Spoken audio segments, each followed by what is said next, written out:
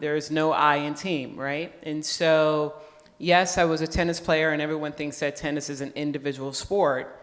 I'm maybe one person on the court that's running around to win that point, but it's me and my team that's doing all the work to prepare me for those moments. And so you have to work together to be successful. And you'll hear that from, every champion tennis player when they're making their speech, that they're thanking their team because they know they didn't get there alone. And so the same thing happens when we're at work, when we're in the boardroom, when we're in the drawing room, and when we're trying to create those opportunities for our company.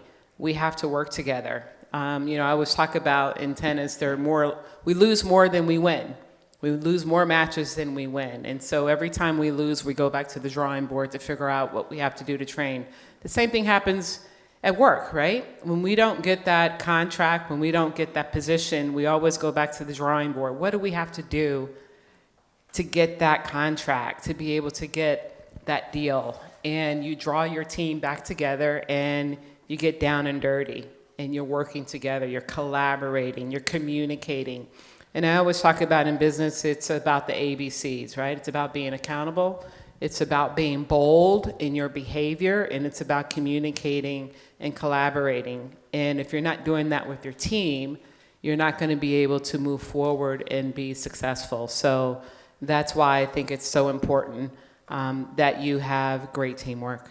Now, Michelle and Katrina, you both have sort of flip-flopped with transitioning from nonprofits to, maybe private industry. I guess there must be a lot of differences between a nonprofit and, say a private corporation, or something that you run yourself. How did you find that, that transition? When I started my career, I started out in government. I am by profession a socioeconomist.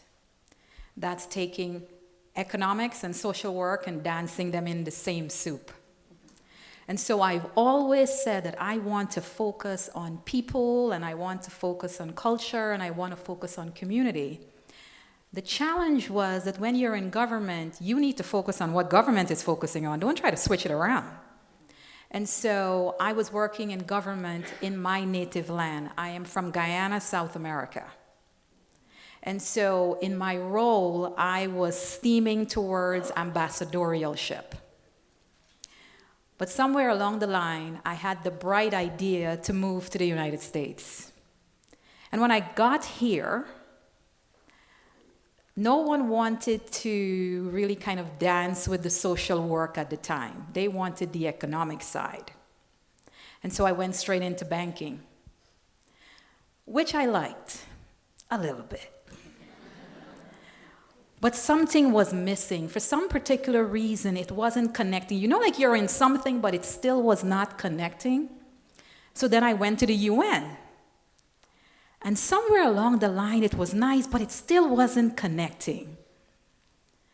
And so throughout over my career over the last, I would say, over like a 10-year span, I was government, I was nonprofit, I was for-profit.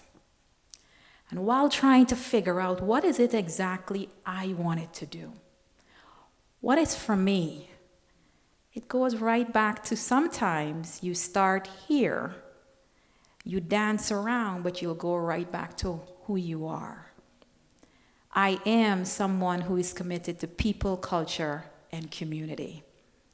And so from moving from government to nonprofit to for-profit, I'm doing all of that right now still in my company, where I can work with corporations, I can work with nonprofit, I can work with government. Katrina, you were at USTA as the first woman and first woman of color to lead, the USTA and obviously run the US Open. And now you're an executive director at a nonprofit. Who was helping you in those transitions? I studied communications at Northwestern University. So, when you retire, you try to figure out who are you and what do you want to do, because now supposedly I'm grown up, right? Because I've been playing a sport all my life. And so in that transition, I went to television, to commentating, because I didn't know where I was going to go in that time. And in that moment, I joined the board of the USTA and started learning more about the USTA and understanding that it was, the nonprofit side and the grassroots side, and realized that they used to tease me that I was a poster child of the USTA because, I grew up as a junior player, high school, college. I was a beneficiary of the programs of the USTA, and I made it all the way through the ranks and became that professional athlete and a national coach. So I knew everything about the USTA, but knew nothing about the USTA. Because when you're a player, you only know that you're getting a USTA ranking and you're playing USTA tournaments. But I knew nothing about who the USTA were. And also, when you're that junior, you don't really know that you are a beneficiary and that you're on these teams. Yes, you know you're on the teams, but your parents know that they're paying for you. You don't know that they're paying for you in the summer. So you don't really realize all the benefits that you're receiving, even when you're playing in the junior excellence programs, which is what they were called back then, just how fortunate that you were, or that I was back then. So as I started to learn about all these things, sitting on the board over the years, I was like, yeah, I can run this. I want to run this because I really understood it better. And by that time, I was already the executive director of the Harlem Junior Tennis and Education Program. So now that I'm running this NJTL chapter, which is a National Junior Tennis and Learning Network chapter, which was founded by Arthur Ashe, Charlie Passarell, and Sheridan Snyder, an African-American and Puerto Rican and a Jewish guy from 1969 who came together to put this league, what it was called then, together, putting tennis and education together.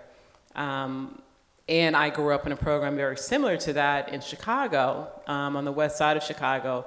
Now I understand this sport and the opportunities that much better. And realizing that, I just got in this, it was a sport to me. I didn't realize just how fortunate I was.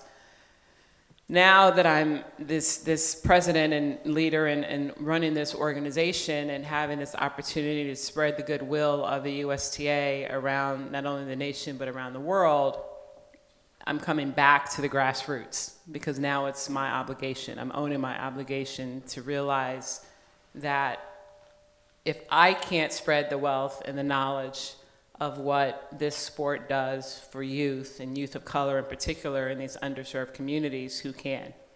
And so understanding that transition from running the greatest organization, in my opinion, in the world, and the greatest event, which it is, the US Open, and to be able to come back and talk about it and share this with these kids and raise the funds that are necessary to give them those opportunities, to put a racket in their hand and help them earn a college scholarship through the sport, through academics and or tennis. That's what it's all about.